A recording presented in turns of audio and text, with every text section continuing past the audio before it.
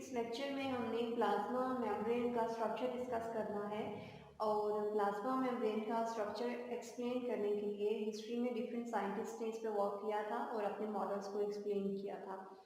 आज जो मॉडल हमने एक्सप्लेन करना है वो है सैंडविच मॉडल। और सैंडविच मॉडल जिन साइंटिस्ट ने हमें दिया था उनका नेम है डैनियली एंडरसन।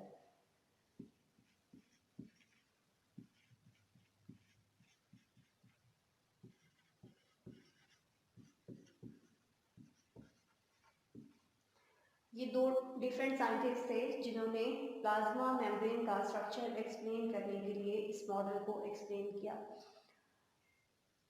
अब हम देख लेते हैं सबसे पहले कि डैनियली एंडरसन इस मॉडल को एक्सप्लेन करते हुए कौन कौन से पॉइंट्स हमें बताए थे। फिर उन पॉइंट्स को देखते हुए हम प्लाज्मा मेम्ब्रेन का इस मॉडल के अकॉर्डिंग स्ट्रक्चर ड्रॉ करेंगे। तो फर्स्ट करेक्टर जो कि हमें डैनियली एंडरसन ने बताया था वो है कि plasma membrane is made up of proteins and phospholipids. तो इट मीन्स के फर्स्ट पॉइंट के अंदर डैनियली एंडरसन हमें कंपोजिशन ही बता रहे थे और ये कंपोजिशन आप जनरल करेक्टर के अंदर भी पढ़ चुके हैं। और कंपोजिशन डैनियली एंडरसन के अकॉर्डिंग भी दो ही मॉलिक्यूल बना रहे होते हैं प्लाज्मा मेम्ब्रेन को, एक protein and second phospholipids. Second point जो हमें डैनियली एंडरसन ने कंपोजिशन के बाद प्लाज्मा मेम्ब्रेन का बताया था वो ये था कि जो प्रोटीन्स सैंडविच मॉडल के अंदर प्रेजेंट हैं प्लाज्मा मेम्ब्रेन को बना रही होती हैं वो प्रोटीन्स अल्फा ग्लोबुलर प्रोटीन्स होती हैं।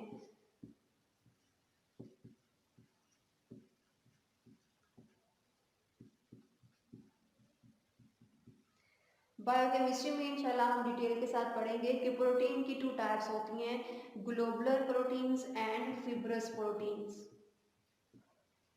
ग्लोबुलर प्रोटीन्स के अंदर जो पेप्टाइड चेन होती है वो इस तरह से स्फेरिकल फॉर्म में अरेंज हुई होती है, वाइल फिब्रस प्रोटीन्स के अंदर जो पेप्टाइड चेन होती है वो इस तरह से थ्रेड लाइक स्ट्रक्चर में अरेंज हुई होती है।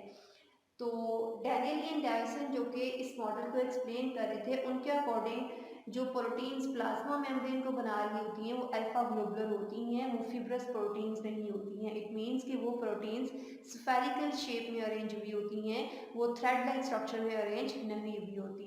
ठीक है, तो according to Daniel Anderson proteins are globular proteins. Phospholipids according to Danielli Anderson जो कि प्लाज्मा मेम्ब्रेन को बना रहे होते हैं वो एम्फीपैथिक होते हैं।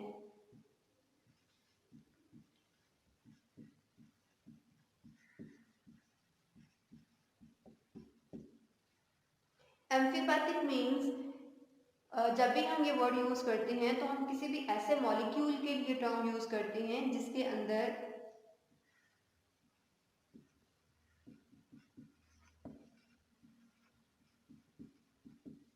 हाइड्रोफिलिक पोर्शन भी होता है और हाइड्रोफोबिक पोर्शन भी होता है।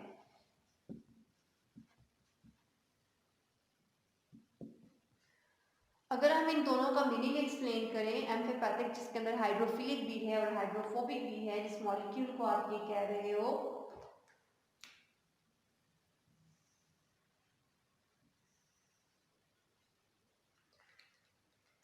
हाइड्रो का मीनिंग होता है water and philic is from loving या फिर attracting.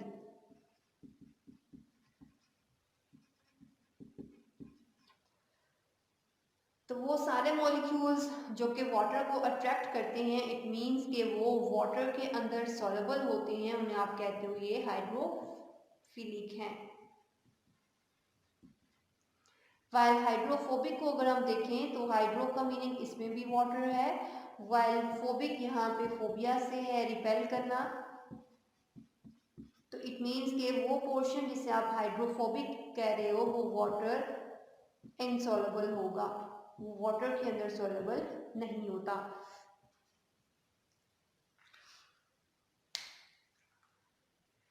Okay, so proteins and phospholipids की ये जो इंफॉर्मेशन थी according to Daniel and Davison, जो कि सैंडविच मॉडल एक्सप्लेन करते हुए प्लाज्मा मेम्ब्रेन का उन्होंने बताई थी। ये दो पॉइंट्स आपने याद रखने हैं, इसे हम आगे कंपेयर करेंगे जो आने वाला मॉडल होगा।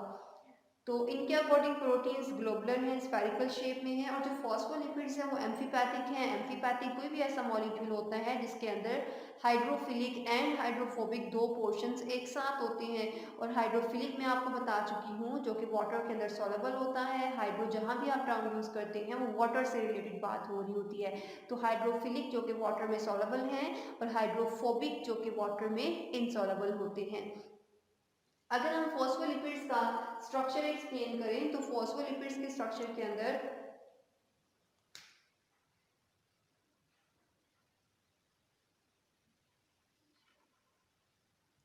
इस तरह से आप स्फेरिकल उसका हेड ड्रॉ करते हो और हेड के नीचे आप इस तरह से टेल्स ड्रॉ करते हैं। ये जो हेड होता है फॉस्फोलिपिड्स का ये ग्लिसरॉल का बना होता है। ग्लिसरॉल एक अल्कोहल की टाइप है और ये वाला जो पोर्शन है, जो नीचे वाली चेन्स हैं, ये फैटी एसिड्स की बनी होती हैं। ये सारे टर्म्स इंशाल्लाह हम बायोकेमिस्ट्री के अंदर एक्सप्लेन करेंगे। ग्लिसरॉल के साथ एक और मॉलिक्यूल अटैच हुआ होता है, फॉस्फेट ग्रुप। ओके, अब ये जो हमने fatty acids and glycerols draw किए हैं, इनमें से जो अपर पोर्शन है, ये हमने पूरा जो स्ट्रक्चर है ये फॉस्फोलिपिड्स का स्ट्रक्चर ड्रॉ किया है, जिसे हम according to Daniel and Davison amphipathic कह रहे हैं। एम्फीपैथिक मीन्स कि इसमें water soluble and water insoluble दोनों पार्ट्स होने चाहिए। तो ये फॉस्फोलिपिड्स का एक स्ट्रक्चर हमने ड्रॉ किया है। तो फॉस्फोलिपिड का ये जो स्फेरिकल हेड है, जिसे आप कह रहे हो कि ये ग्लिसरॉल का बना हुआ है, ग्लिसरॉल एक अल्कोहल है और अल्कोहल एंड फॉस्फेट ये दोनों जो पोर्शंस अपर पोर्शंस हैं फॉस्फोलिपिड के, ये दोनों हाइड्रोफिलिक होते हैं।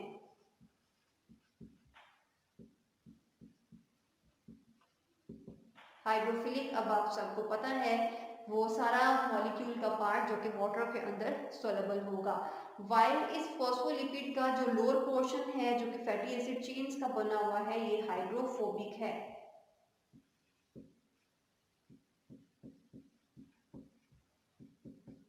और हाइड्रोफोबिक मीन्स कि वो पोर्शन जो कि वाटर के अंदर इनसॉल्युबल है, वो वाटर में सॉल्युबल नहीं है। ये हमने फॉस्फोलिपिड्स का स्ट्रक्चर ड्रॉ किया है जिसके दो पार्ट्स हैं, हाइड्रोफिलिक एंड हाइड्रोफोबिक। और ऐसे सारे मॉलिक्यूल्स जिनके अंदर ये दोनों पोर्शंस होते हैं उसे आप कहते हो ये एम्फीपैथिक हैं।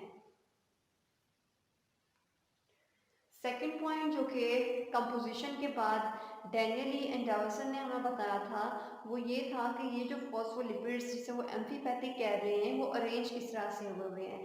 तो अरेंजमेंट को बताते हुए डैनियल एंड डेविसन ने हमें बताया कि फॉस्फोलिपिड्स आर अरेंज्ड इन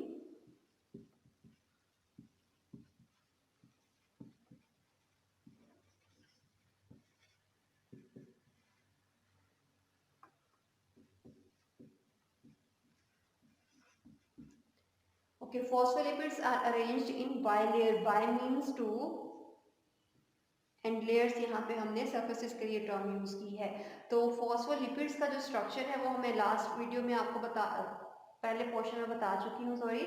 और उस पोर्शन के अंदर आपने देखा था कि इस तरह से एक ग्लोबुलर स्फेरिकल हेड होता है जिसके नीचे ये फैटी एसिड्स की चेन्स होती हैं और इसके साथ एक फॉस्फेट का ग्रुप भी होता है, फॉस्फेट का ग्रुप। एंड ये जो ग्लिसरॉल हेड है ये दोनों हाइड्रोफिलिक होते हैं और ये वाला जो पोर्शन है टेल्स का ये हाइड्रोफोबिक होते हैं। आप इस वीडियो को बैक करके देख सकते हैं इसका स्ट्रक्चर। ओके, अब ऐसे जो फॉस्फोलिपिड्स हैं वो टू लेयर्स के अंदर हमने अरेंज करवाने हैं। तो हम यहाँ पे एक सरफेस ये ड्रॉ कर लेते हैं।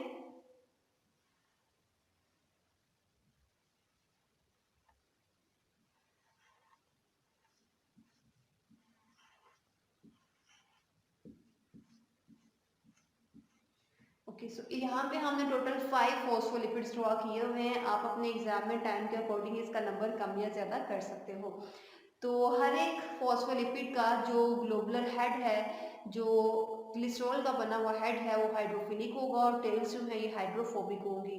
ये एक लेयर में अरेंज हुए हुए हैं बिकॉज डेनियल डेविसन ने हमें बताया है कि फॉस्फोलिपिड्स 2 लेयर्स के अंदर हैं। वाई का मीनिंग 2 है और लेयर मीन्स आपस इसमें अरेंज हुए हुए हैं।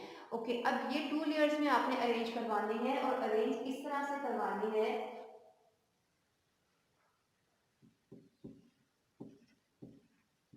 in such a manner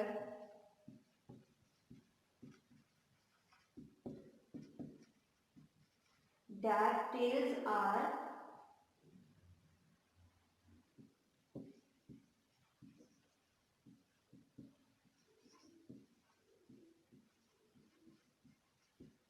facing each other. Okay, अब हमने यहाँ पे ये एक फॉस्फोलिपिड की लेयर ड्रॉ की हुई है। इसी तरह की हमने एक और लेयर ड्रॉ करनी है फॉस्फोलिपिड्स की, लेकिन वो इस तरह से ड्रॉ करनी है कि उसकी जो टेल्स हैं फर्स्ट वाली लेयर की टेल्स की तरफ होंगी, बिकॉज यहाँ पे हमने लिखा है कि phospholipids are arrange in bilayer, और ये इस तरह से अरेंज होते हैं कि जो टेल्स हैं वो एक दूसरे को फेस कर रही होती हैं। तो फॉर एग्जांपल मैंने एक और फॉस्फोलिपिड ड्रॉ करना है, ये ग्लोबुलर हेड है और ये उसकी मैं टेल्स ड्रॉ कर रही हूँ। तो according to Daniel and Davison मैंने इसकी जो अरेंजमेंट है वो रखी है, और वो अरेंजमेंट क्या है कि दोनों लेयर्स के अंदर जो फॉस्फोलिपिड्स की टेल्स हैं वो एक दूसरे को फेस करती हैं।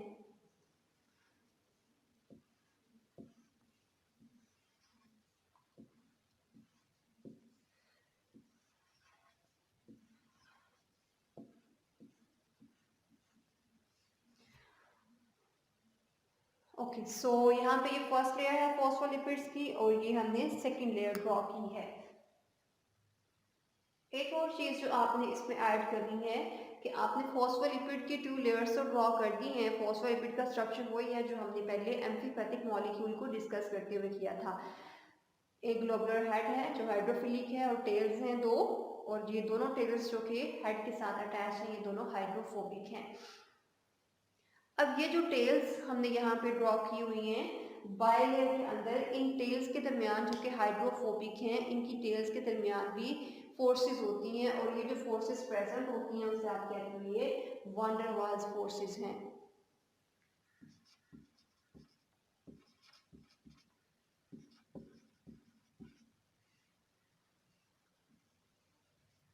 ठीक है, इन दोनों लेयर्स के दरमियान यहाँ पे जो फोर्सेस प्रेजेंट हैं उसे आप कहते हैं ये वान डेर वाल्स फोर्सेस हैं। और ये फोर्सेस क्यों हैं? सो डैट बाई लेयर जो ये फॉस्फोलिपिड्स की है ये एक दूसरे से सेपरेट ना हो जाए और ये इसी तरह से अरेंज रहे। Third point according to Daniel and Davison जो कि प्लाज्मा मेम्ब्रेन का स्ट्रक्चर एक्सप्लेन करते हुए उन्होंने बताया था, वो थर्ड पॉइंट ये था कि इनके अंदर प्रोटीन्स भी हैं, और ये जो प्रोटीन्स हैं जो यहाँ पे हमने डिस्कस की थी ग्लोबुलर प्रोटीन्स हैं, स्पाइरल शेप में होती हैं, ये प्रोटीन्स फॉस्फोलिपिड्स की बाइलेयर की दोनों साइड्स पे अरेंज हुई हैं। तो यहाँ पे हम लिख लेते हैं proteins are present on either side of phospholipid bilayer। Okay, हमने यहाँ पे बाइलेयर अरेंज की हुई है और हमने बोला है कि दोनों साइड्स पे बाइलेयर के क्या अरेंज है, प्रोटीन्स हैं, और यहाँ पे हमने डिस्कस किया था जो प्रोटीन्स हैं वो ग्लोबुलर प्रोटीन्स हैं, वो फिब्रस प्रोटीन्स नहीं है।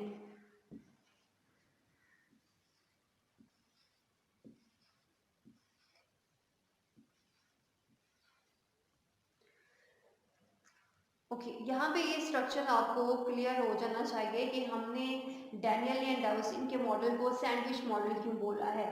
सैंडविच वही सैंडविच जो आप लोग घरों में यूज़ करते हैं, आपकी मदर आपको बना के देती हैं, उस सैंडविच की जो ब्रेड है वो सेम रहती है, उसके अंदर जो फिलिंग है वो आप अपनी मर्जी की करवाते हो, जैम की हो सकती है, वो चिकन की हो सकती है, फिर या वो मटन की हो सकती है।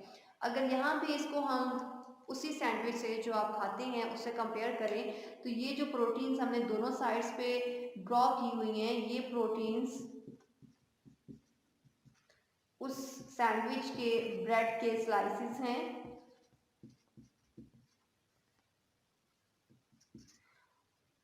वाइल ये जो बाइलेयर हमने इन दोनों प्रोटीन्स के दरमियान में अरेंज की हुई है ये बाइलेयर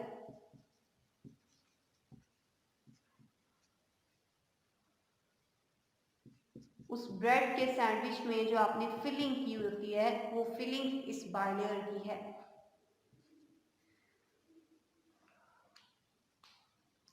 ओके, सो सैंडविच मॉडल जो कि डैनियली एंड डेविसन एक्सप्लेन कर रहे थे उसमें 3 इंपॉर्टेंट पॉइंट थे। सबसे पहले उसकी कंपोजिशन का बताया, उसकी कंपोजिशन में 2 मॉलिक्यूल्स हैं, प्रोटीन्स एंड फॉस्फोलिपिड्स। फिर उससे मैं ये बताया कि फॉस्फोलिपिड्स अरेंज किस तरह से होते हैं। वो इस तरह से अरेंज होते हैं कि दोनों लेयर्स के अंदर जो टेल्स हैं वो एक दूसरे को फेस कर रही होती हैं।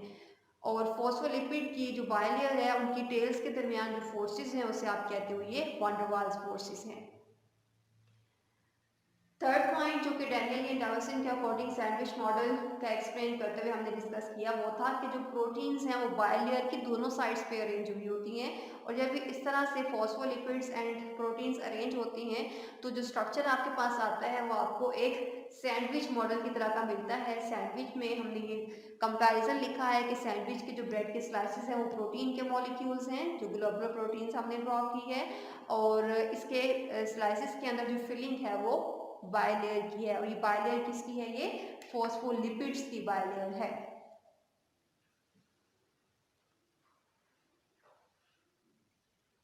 एक और चीज जो हम अगर इसमें ऐड करें कि ये जो हमने सैंडविच मॉडल ड्रॉ किया है, इस सैंडविच मॉडल का हाइड्रोफिलिक पार्ट कौन सा है और हाइड्रोफोबिक पार्ट कौन सा है?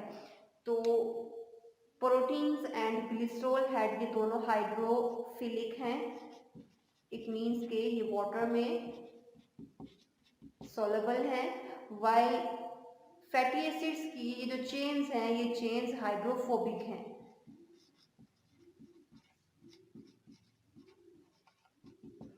Again glycerol head and proteins ये हाइड्रोफिलिक हैं।